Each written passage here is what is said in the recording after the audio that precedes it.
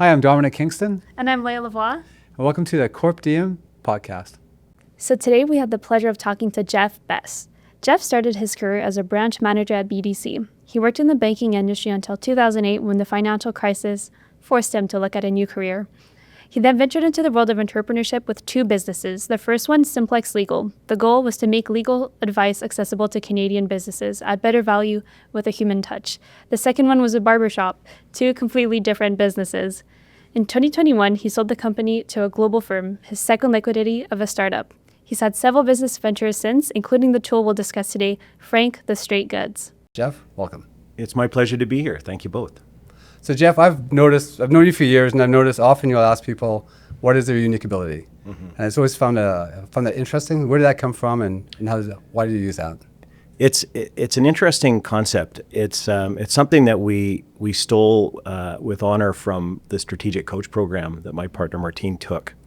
And the notion of it is that everybody has something that they are particularly good at that they love doing. You know, and a lot of people won't even realize what it is. You've been doing it well since you were a kid, and for you it's just natural. You can just do it. And that's where you should spend your time. And my whole engineering of my businesses, in a perfect world, I try to engineer that everybody who's working with me is working in their unique ability. Because I know, and it takes some time to sort out what yours is. And so I spent a lot of time on that myself to see what it is, so that I can just do that as much as I possibly can. Because the stuff that I'm bad at and that I hate doing, like, why on earth am I doing that? But so many people spend a lot of time doing that. We're raised as kids to grind through stuff you hate, builds character and all that nonsense. And but when the light goes on, you realize that the stuff that you're bad at and that you hate, there's some people that love it and are good at it, right? And if you can put them in that spot so that they do those things and allow you to do the stuff that you love and are good at, like, it's a recipe for success. That makes sense. So you've obviously applied that in the businesses that you've been in, I take it. As best as I can, yeah. It does a ton of things at once, right? It's not easy. You have to engineer it, but it really allows people to become that creative part of the puzzle and empowered, because you leave them alone because they're doing stuff that they're very good at. And it also, people don't hate their lives when they're doing stuff they love. That's right. It's so you think the whole retention kind of conundrum that businesses face, it's something that just helps with that without having to do a thing other than being conscious of what people love to do. Yeah. So I worked in banking, and I know you have as well. So in banking, I was not very organized and not very, my desk was a mess, right? And I get in trouble for you're disorganized and your desk is a mess. I've known you for many years, Dom. It doesn't surprise me. And I thought, I have to work harder at this to be better at it. And I've discovered that it's not going to happen. So maybe that's why I've been intrigued by that question that you asked, because it's so if you can work within your unique ability, it's a benefit. And then maybe before we get deeper into the show, but just to touch on it, so people often will say, if you're going to start a business, you should start something about what you're passionate about. Mm-hmm. So is what you're passionate about and your unique ability, are they the same or different? And so should you start a business around passion or just your unique ability? No, that's a deep one. And it's a lot of advice that you get. You get a lot of the billionaires telling you to do that. And I don't know that I strictly believe it in practice. I think it's a nice concept, and I think it's admirable. And I think, if people can do that, that's lovely. But it doesn't necessarily make it a good business. And running a business is hard, right? And it doesn't, just because you love something doesn't make it a good market. It doesn't, it can be, who's to say someone's going to buy what you're selling, right? Turn a hobby into a job, and then all of a sudden you hate your hobby. Yeah. And I think, in short, I think sometimes it's better to just be really good at whatever opportunity you have when you're young, to be good at something, to become excellent at it. Focus on areas where you can stretch those muscles that are, what you love and what you're good at. Try and let's be honest, you don't always have those choices when you're, in your first jobs or whatever, right? It's you got to do what you got to do. But if you can try and point yourself that direction, I think you'll be better off. And if over time you learn all the skills, then maybe you can weave into where your passions lie from that other side. So I think that's a good segue. So I'll turn it over to Leah. So let's talk a bit about Geoff Best and how you got going. Oh, yeah. So, Geoff, you and Dom know each other well, but for me, this is only my second time meeting you. So, I definitely did some online stalking to learn more about your story and how you became an entrepreneur. So, I read up and I heard that you were in banking up until the 2008 financial crisis. So, as someone who was 6 years old in 2008, and I'm sorry to say this to both of you, Oh, that hurt. I really don't know anything about it. That's not fair. I know like what caused it, but I don't really know how it impacted people in business. And I think for my generation, maybe there's a lot of parallels that could be made between the financial crisis in 2008 and COVID and the pandemic in 2020. I think a lot of people went into university who are my age or maybe a bit older, started their career, and post-COVID, they're really looking for a career change. And maybe that plays well with your unique ability too. So how did that come into play in 2008? What was your mindset that led you to be like, you know what, I'm going to leave something that's really safe, structured, like banking, and go into something that's completely new, unstructured, not bureaucratic, and go and start my own business? Yeah. Oh, it's a. I know the story, so it's a good story. Well, first it was, as a kid who grew up like super poor, like I chose, commercial lending as I just wanted a paycheck, and a safe one. And it was something that, the company I worked for was quite aggressive. Like I ultimately worked for a few, but the one I terminated with was quite an aggressive lender. So I got to be quite entrepreneurial within the space, at least for a time, and succeeded very well. I rose from sort of account management to running, a $1 billion business for them. But very quickly, you talk about the financial crisis, 2008, 2009, like that was profound effect on some companies, and ours was, I think, very was maybe impacted more than most because of the nature of how, I won't get into the mechanics of it, but the nature of how they source their funds to in turn lend out to clients. It became basically illiquid overnight. So my very safe job became very unsafe in a hurry. Yeah. And, they were staring down the barrel of, a lot of people like me have been around a long time who, to get rid of us because they needed to downsize, they couldn't support their operations given the financial climate that, they had to get rid of us. And so it was actually kind of a nasty breakup. I always say that, some people leave their employer. My employer left me. So it was, it was something that didn't go well. Ultimately, we had to fight them, and that all turned out fine. But it was not an easy thing for a lot of people. And I don't know if it's a fair comparison to call COVID in it. COVID was such a profound, like never before have we stopped the economy. And I think we're still feeling the effects of it, and I think we will probably for a long time. I think it's usually dynamics of how people work, like in a sense, right? How they perceive work, how do they go to work? Yeah. How does work get done to some degree? Yeah, exactly. But I think, for us in the sector, like we were ground zero of everything. Like when Lehman Brothers went down, like that was it, and it was a profound effect for that whole sector. So fast forward after that, you're somewhere in Thailand planning your next move. So maybe dive us a bit into how you got there and how your entrepreneurial journey started. Yeah. So, it was part of the issues my employer had is that I had sort of a side hustle. It was non-competing and it was declared and everything else. But, when in these sorts of times, those little details get pushed aside for what's convenient. But, so basically we're in the midst of this financial crisis, and I'd been there long enough and had done well enough that I knew I wasn't going to be eating cat food if I was to try something more entrepreneurial. I've always had that bent. I had a commercial construction business, and we built some light industrial warehouses and then leased them back to, in our case, to the province of Alberta. So that was something that was existing on the side. So the thinking was immediately we can expand that, but it wasn't enough.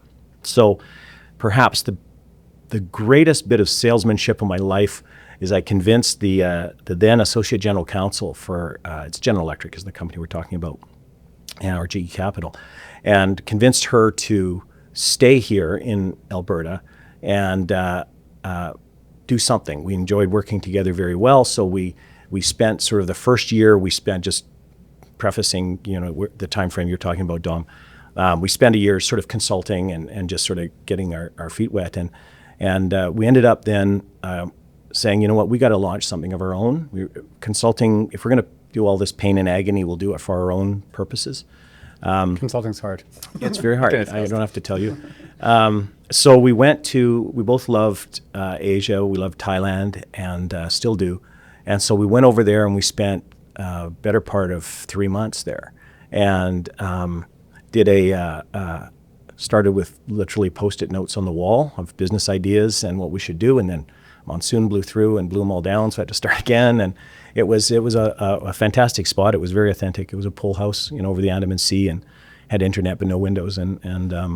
So if you have to take a place to brainstorm ideas, not a bad place to be. Yeah, I'm a big believer that different locations lead to more creative thought.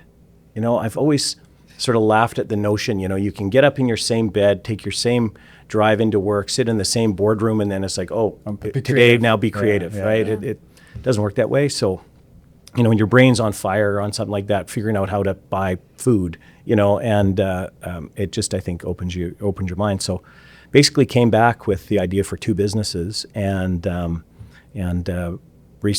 pared it down to a list of 2 and wrote basically the business premise behind it, researched the hell out of them, and then came back and launched. And that's where 2, and they both, figuring that one would fail, like statistically, actually they both ended up thriving and had exits out of both of them recently. And the businesses were quite different. One was a law firm and one was a barbershop. So they're not exactly in the same sphere. So maybe really briefly, how did you, I think the law one will be more apparent, but how did you end up with a barbershop and a law firm to start both the a brick and mortar business and the service business at the same time? Yeah. The law firm was easy. Like my partner Martine was a lawyer. As a layman, I read contracts every day, in commercial finance, and we dealt with a lot of lawyers, and we felt that the industry was really ripe for disruption, that there was room for somebody to try something different. And, I think we were ahead of the market, frankly, but, we ended up building what is a virtual law firm. So we gave basically in-house counsel services to companies across Canada. We grew national. And our lawyers either worked virtually from home office for these clients, or they worked at the client's place of business. So, the whole punchline to the story is that, without the overhead that plagues law today, still does, our rates were half or less for the same lawyer, same sort of year call, same expertise, same. Yeah. So, it sounds all very smooth when I put it that way. And, we did it for almost 15 years, and then caught the eye of a legal tech company out of New York, multinational, who, to enable this, it made us quite tech heavy. And they liked our tech stack and kind of wanted to expand their offerings within the practice of law, but doing something different. They had their own sort of take on it in the States already. And so we negotiated with them, sort of a protracted due deal, and exited about just over 2 years ago now. So if you take, most people want to start a business because they want to start something, grow it up, scale it, sell it, get an exit that allows them to have more money than if they just had a job for that same period of time. So maybe just give a bit of advice. So since you've done that for 2 businesses, you give us a bit of an idea of what it was like. Which part was harder, starting, scaling, or selling? Well, starting's fun. It's the best part. Scaling is probably the hardest part. Man, they're all difficult in their own way, to be honest. Like taking something and making it bigger, it really strains your resources. It's hard to find, if you need people to scale, it's hard to find the right people quickly enough to scale. It strains working capital. It strains relationships. We were very conscious that, business can very quickly scale past what made it special in the first place. So trying to do it right and sort of match our supply of lawyers and the demand of the market, so that we didn't have a bunch of lawyers that we could hire but they weren't working, or we had too much demand and we didn't have the lawyers to fulfill that demand. Like, it was, sort of a measured route to try and bring it up. But so that was tricky. And, it also, as I said, it's hard on working capital. So, we plowed everything back in the business. So it's not the most fun. It's not like you're making, huge dollars. You're sort of subsisting and investing everything back into infrastructure and new stuff. So that's difficult. The sale part, going through due diligence, especially to, at a multinational level, sort of, that is a painful process. Yeah.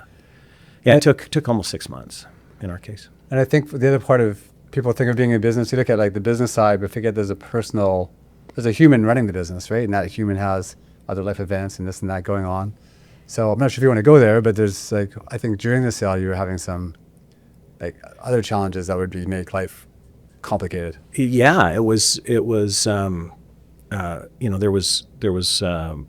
partner, Martine, she was diagnosed with cancer and, so we're sort of trying to manage that. Like it came at the tail end of things, fortunately, because I truly could not have done it on my own. But it also made sort of that transitional piece for our acquiring company. It made it very difficult for them, because all of a sudden that normal transition period, where you have the founders around and, that knowledge transfer and transition, piece where you can sort of smooth it with people. Well, that ended really quickly. There's nothing more important than, health in those kind of environments. So, they were left on their own early, which was unfair for them. I do have a question actually related to that. So you built Simplex Legal with Martine and with your partner. So how is it building a business with someone who you also have a personal relationship with? Because often, even in friendships or in various things, you can be great friends or great partners, but really horrible in business. And I guess when you're in a personal relationship with someone too, it's hard to always be there to support the other person because they're both really going through it and really busy building a business. Yeah. So how was it? Do you regret building it with a partner? Would you recommend that others do it with a partner? And if so, how do you kind of scale whether or not you should start a business with your partner or you should look somewhere else for someone who's a little more removed from your personal life? Yeah, it's a great question. There's pros and cons, obviously. Like, it's nice to be able to, when you want to have a conversation, you have complete context. Like you don't have to say, well, this is this and this is happening and this is the person and this is why and blah, blah, blah. Like, everything about what's going on in your professional lives, but you also know everything that's going on in your professional lives, right?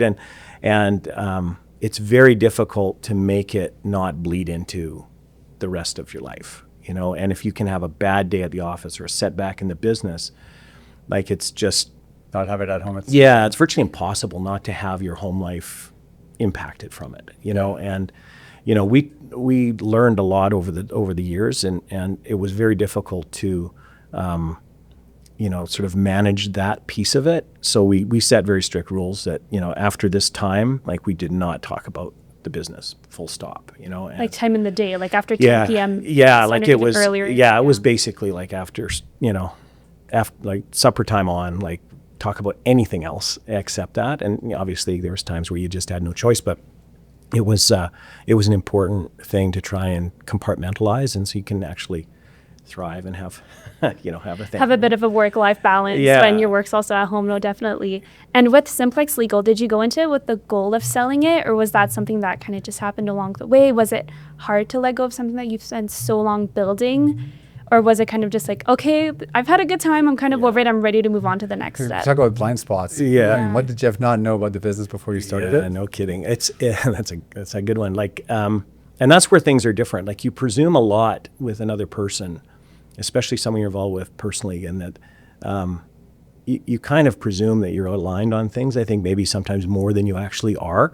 And, I think I was much more like, okay, this thing is, let's get it gone as soon as we can, as soon as, being fair and reasonable to everybody, obviously, that's not an irresponsible statement. But, I think Martine was much more wanting to hold on to the business and run it sort of longer. So there was a bit of a mismatch there.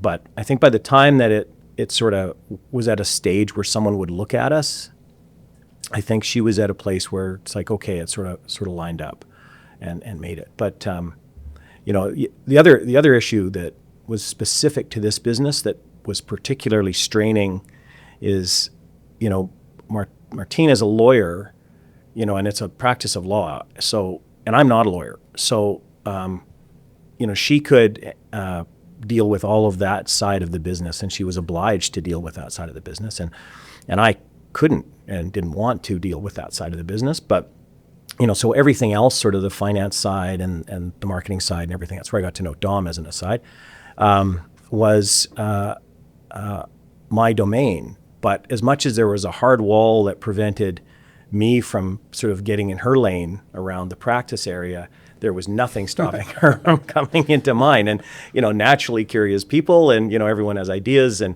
certainly around marketing, finance, she didn't have any, that was all mine. Bored her silly. But, marketing, everyone likes to think they've got an opinion. Everyone's got an imagination around it. So, we had some friction there, over time to kind of do it. And, and a lawyer has a way of thinking. It took a little time to say, like, this isn't ready. Don't take your pen out yet. This is just a napkin, right? This is a straw man of an idea. So it took a little training, but, by the end we got it. And we still work together, on business today. So it's still good. So you've exited in the last year or two, exited 2 companies. And then obviously back in Thailand, you went through a process to find the 2 that you were going to start. And I have a bit of insight in information where, looking for something to do and trying to adjudicate the next venture. Like, tell us what that process was like and maybe where you ended up, which would lead into this other Frank. Yeah. Well, we knew enough even at that time that we didn't want to do something, whatever that something was. Like, obviously it has to make sense as a business idea. Like, you have to have confidence that there's a market for it and that someone will buy what you're selling and all of that. But we were conscious not to wanted to get into something that we would hate, that would be contrary to our sort of our skills and abilities and our your unique ability. Yeah. I didn't sort of have it phrased like that, clarity in my mind then, but so that was all part of it. And we also looked at things like, does it align with our existing network, right? Like, do we have others in our group or in our tribe that will help us in whatever this is, having both, I was in commercial finance forever. She was a business lawyer. So, we'd seen the insides of a lot of businesses and seen what sort of makes them run right and not. And so we were cognizant of all that. And that was part of the initial, our Post-it note on the wall kind of sorting was sort of part and parcel to that process to kind of winnow it down with all that in mind. But it was not done with any formality. It was really sort of out of the gut, and then sort of, A and B, like which one sort of fits better. And I think along those lines, like, if you took like your journey through the businesses, were they perfectly aligned to what you wanted to be in? So, for example, I have a bit of an insight around, say, the barbershops, and managing a barbershop might not be as good on paper or in an experience as it maybe look on paper. Yeah. So I think the question would be, I got friends of mine who are entrepreneurs as well, and I'd say they put themselves into entrepreneur jail. So they started off back to the start point's exciting, you get going, and there's things in the business that you didn't see because you didn't know. And then next thing you know, you can't quit the business. You can't give you 2 weeks notice and quit because you're in it. Yeah. And now you're kind of stuck unless you can figure out how to get through the rocky bits or get out. Then you're in it for you're in it for not a fun ride. So the Frank idea that you have, right? So somewhere along the way, I think the market has a lot of conversations around product market fit. Yeah. But not so much conversations around venture entrepreneur fit or like venture founder fit. So maybe talk a bit about how Frank got started and sort of this adjudication process, which goes beyond just product market fit and more into how does it fit the overall ecosystem of being a founder. Sure. It was sort of a product when we had the sale of the law firm, and it was press released, and, everybody knew all of a sudden, right? And we made a point to put it out to the world. And, so the phone started ringing, and at very shortly, I was looking at my whiteboard in my home office, and I had like 12 opportunities, to either to invest or participate or buy or, partner, all these different incarnations to be involved in these other businesses. And I was just sitting there, and I was like, how the hell do I figure this out? Like, I need something beyond just my own gut on what makes a good business. And I started talking to Martine about it, and we came up with sort of a framework. And it was like, yes, the idea has to make sense and has to stand on its own. But then there's two other ways that it needs to line up with me. Like, I want it to line up tangibly. Like, if I don't want to have to travel for business, I don't want to have to, if that's the prerequisite of that business model. And sort of listing out what was important to me around those sorts of things. Do I want to get income from it? Do I want to get enterprise value and sell it one day? Like, or some blend of them? What is all the tangible characteristics of this beyond the success or failure of the business model that are important to me? And it's very, very unique to everybody, right? It's very bespoke what's important. And then there's the intangible stuff. Like, does it line up with your values and ethics? And is it something you'll have fun in? Is it something you'll have pride in? And, that is also important. And business is hard. It's always hard. And, my line is always, it only looks elegant in hindsight. It's a slog through the mud in the best of scenarios. And I see if it lines up with the rest of you, if it doesn't drain you in those other areas as well, it insures you against getting burnt out. Because Dom, you're right. Like, you can't just leave. Like, once you get to a certain size and you start bringing on employees or partners or investors, liabilities and and you can't let it just go. And you're the one who deals with all this stuff. You started it. These people believed your line. And they bought in whatever way. Or even a supplier decided to sell you stuff and give you stuff on terms, right? Like, you just don't want to see them stiffed because you get tired of it. So you just don't allow yourself to get tired of it. And I find there's the conversation is always seems to be like, how well will the venture do, like, from that product market fit, and can it grow? And very rarely, and there might be, is your partner or your business partner like lined up in the business? But then these other aspects of it, like, if I don't want to travel, or will I have fun, and sort of these other dimensions, I don't think there's such a tool out there, an audit or a diagnostic tool that would fit that. So my experience was, Geoff and I were sitting in a mosquito bar in Thailand, and I had an idea that would sort of take what I'm doing consulting and kind of morph it into something else. And on paper, from a profit, P&L point of view, it made sense. But I went through the tool, and at this point in time, it was a spreadsheet. And at the end, I had this big aha moment of like, I did not want to start this business. It would not be fun. I wouldn't, like, after 6 months, I would not want to get up in the morning to do it. Yeah. So even though something else might be less lucrative, but I think if it's more engaging, you're more likely to turn it into something. So there was 2 separate Thailand trips, if I understand correctly. There's more than 2. But, more than 2, yeah. I think a couple with him, yeah. That was for me, that was... I was going to get dengue fever in the bar, but when I got home. My goodness, I remember that place. It was... but it was enlightening. It was enlightening. Like, I found for me, that was sort of the turning point, because I developed this just for me, just for my own sort of well-being, and so that I could parse through these ideas.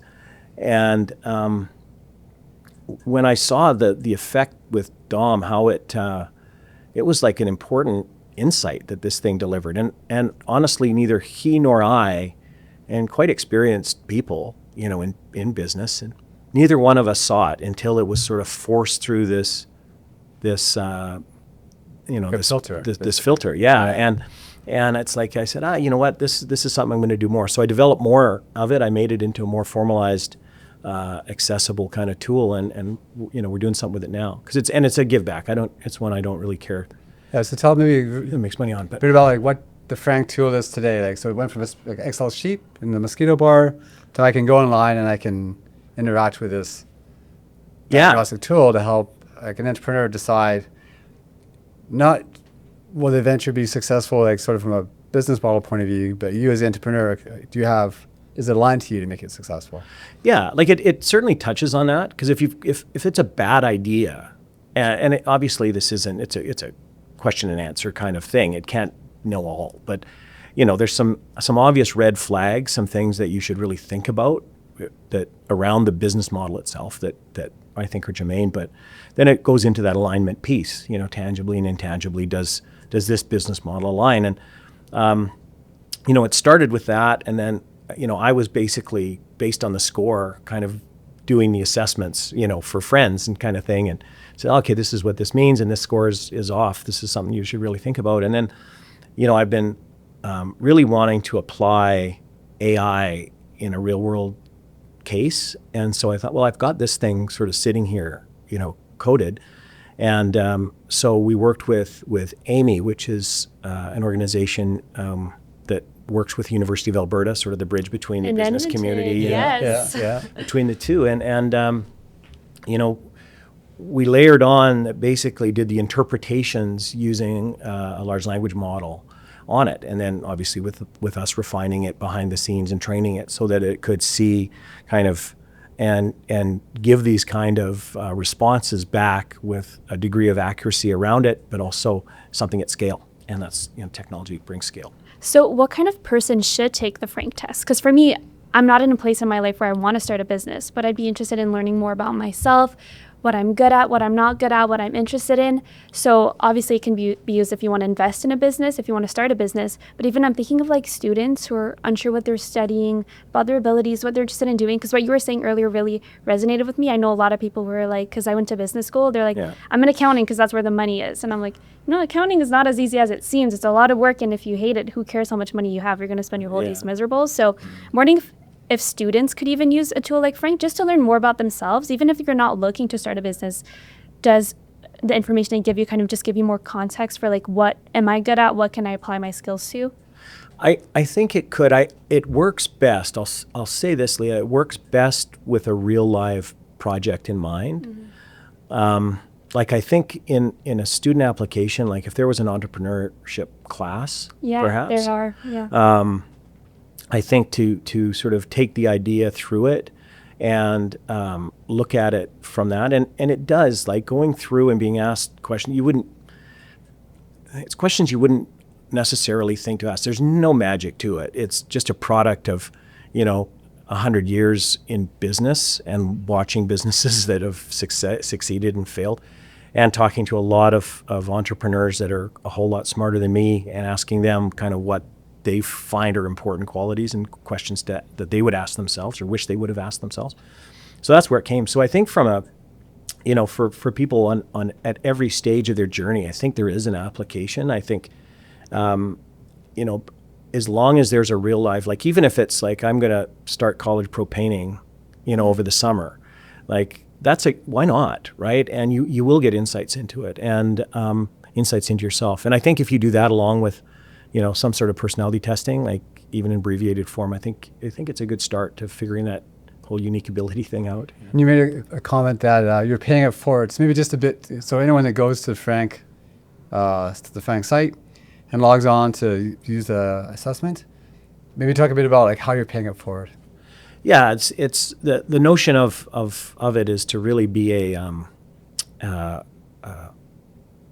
a chance for an entrepreneur to just check themselves and validate their ideas. So for entrepreneurs, we have it as something that is very approachable and it's there's a modest cost just to support it, but it's not meant for me to be a moneymaker. It's got other application. Like the more that it's funny, it's like you build something. It's like building a house and as soon as you build it, you realize I could put a garage in the back and a pottery studio, and I could add on a wing and put a B&B. Like, there's certainly other uses for Frank that we're looking at, and ways that could get it and its benefits out more broadly. But at this stage, we're still just talking. So before we move on to another topic, I know one question that I had for you, Geoff, that actually maybe even applies to you, Dom. So what do you do if you take the Frank test and your results are telling you this isn't the right fit? So how do you pivot? Does it give you any information for like, okay, so this wasn't the right fit for me. Here's where I went wrong. Here's how I should apply it to my next business. Because I know you did the original Excel sheet and told you, nah, this ain't it. Yeah. You're not going to like it in a month or two.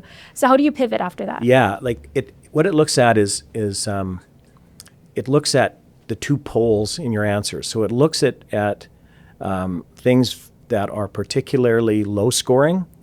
If for example, if you say, I use the travel example. You say, no, you know what, I cannot travel. just as part of your demographics that you know, sort of start the thing with. No, travel isn't, I got a young family, there's no way I can travel. Then the business model that you're looking at, the specific deal, if it asks you the question, are you going to be obliged to travel in this idea? And it's like, yeah, I will. Well, that'll flag, and it'll say, you know, there's an obvious departure from what you deem important to what the model's doing.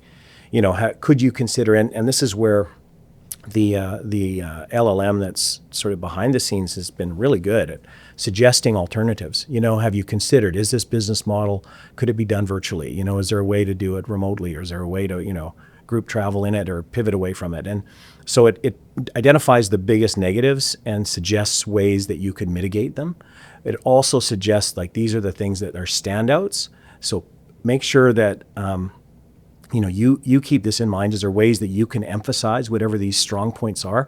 And also, when you're talking to investors, you're talking to your banks, to suppliers, like, make sure you emphasize these points because they're germane to people's risk assessments of the business. Yeah, I think it's a bit of, like, people know what they know what they don't know. And I find the assessment brings out a bit of, you don't know what you don't know. And those are sort of those blind spots of things that will kind of get you. Mm-hmm. So I think by highlighting it, at least now it shines a light on it. You kind of become aware of, I'm not sure of this, and then you can explore it at least.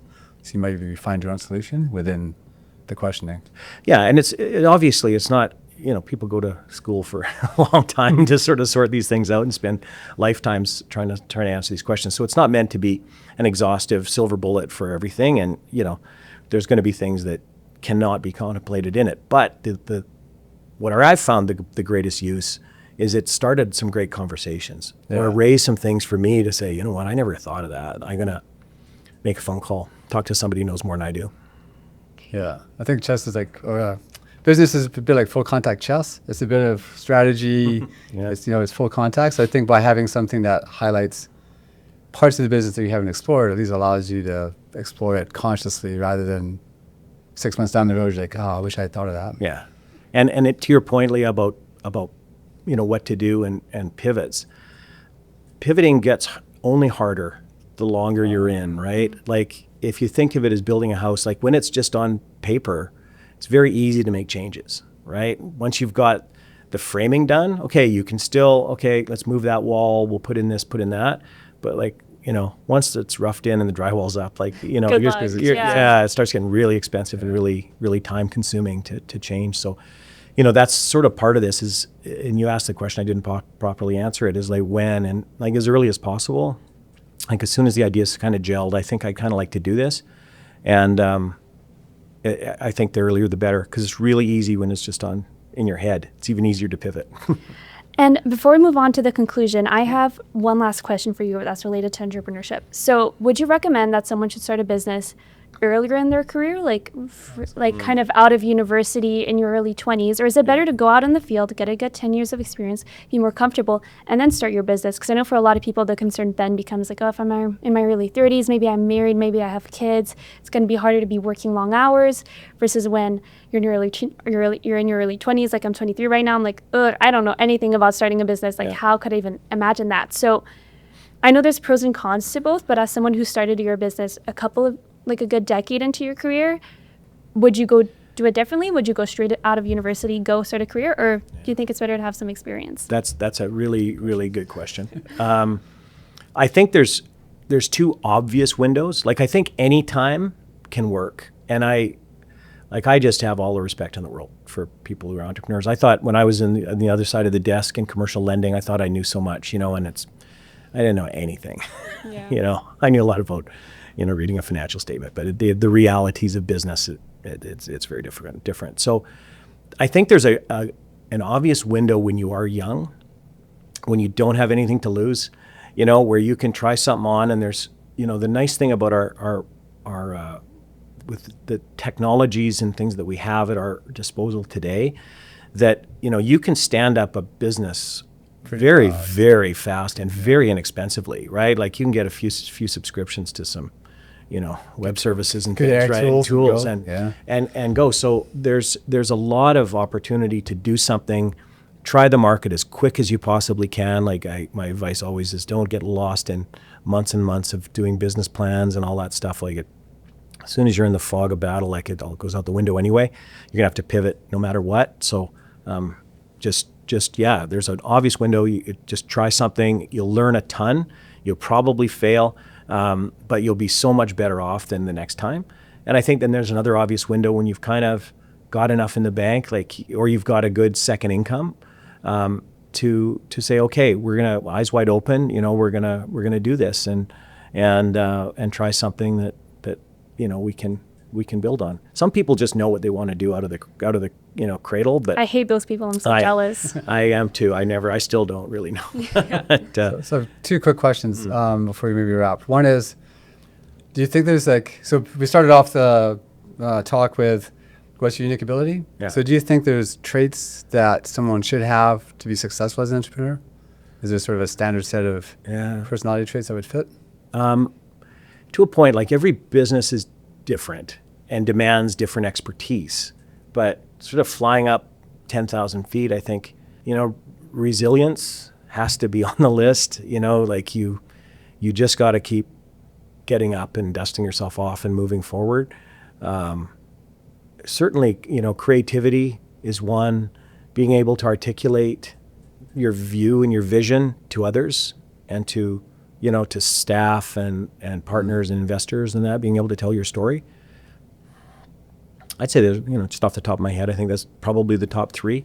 Okay. Like, somewhere in there domain expertise lives, but, I like the barbershops, which we, touched on earlier. Like I don't cut hair. I had a law firm. I'm not a lawyer, and I had a construction company, and I hit my thumb more often than the nail. So, you can bring other things and have domain experts as part of your team and part of your partnerships. So last question. So we've got this thing we call 3 bits of advice.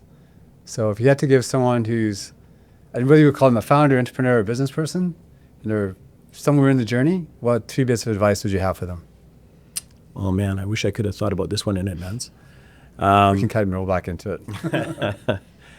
3 bits of advice. I'd say focus on, we've talked about it earlier, what you love and what you're good at should be front and center around it, and you should bring others in that bring what you don't have and what you're not great at. I think that's an obvious one.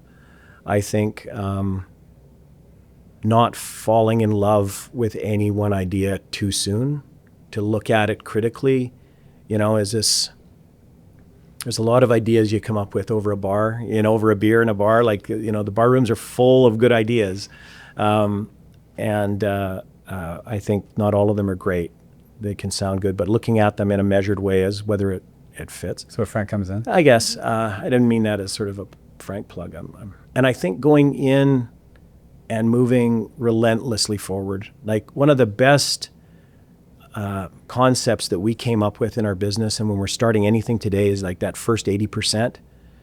Like, just get there and then go on to the next thing, because the advantage you have over everybody else who's better capitalized, who knows more, has all the resources that you don't, is speed. So perfection is your enemy, and I think sometimes you want something to be just perfect, and I think just get to that first 80% and then get on to the next damn thing. Yeah, and just accept it, and freedom to fail. There's 4.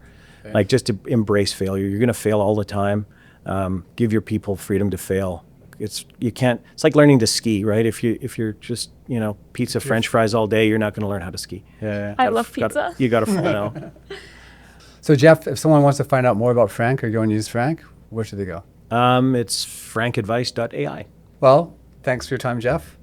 It's nothing but a pleasure. Thank you so much. It was so nice getting to know you better. Yeah, it's great stories. Thanks for tuning into the show. We'll be back with more entrepreneurial advice on